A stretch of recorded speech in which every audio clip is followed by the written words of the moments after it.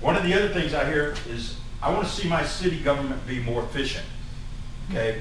And you'll hear those words from a lot of candidates, and what you should remember is the word how. When somebody says, I'm going to make my city government more efficient.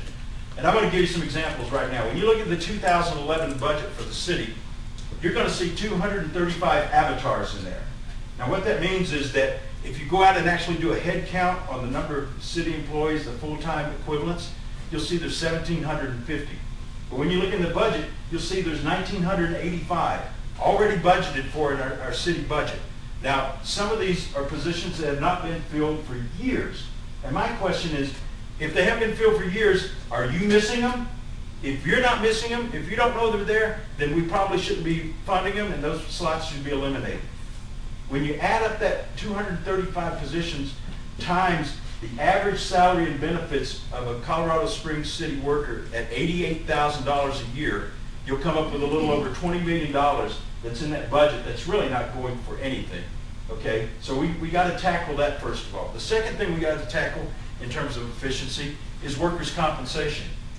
The industry standard for workers' comp, if you get hurt on the job, you'll get about 67% of your salary. And that's because it's a benefit, it's not taxed. But it's also incentivizing you to get well and come back to work. Here in Colorado Springs, if you're hurt on the job, it's 100% and it's not taxed. Okay? Right now the city council is trying to negotiate it down to 80%. I don't think that's good enough. It needs to come down to 67%. The third thing I want to do to make us more efficient deals with para.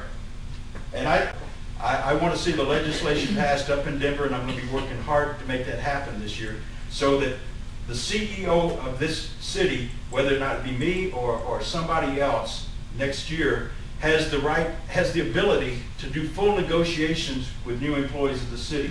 Right now I'm being dictated, or the mayor is being dictated, or in our case the city manager, is being dictated to by state regulations. They can't put everything on the table when they want to talk to a new employee. I want to see that changed. I would prefer to see us go to a 401k. If you look at the liabilities in para, you look at the numbers right now, and it doesn't make you feel good. There's about a $20 billion gap between liabilities versus assets, and that doesn't make me feel good at all.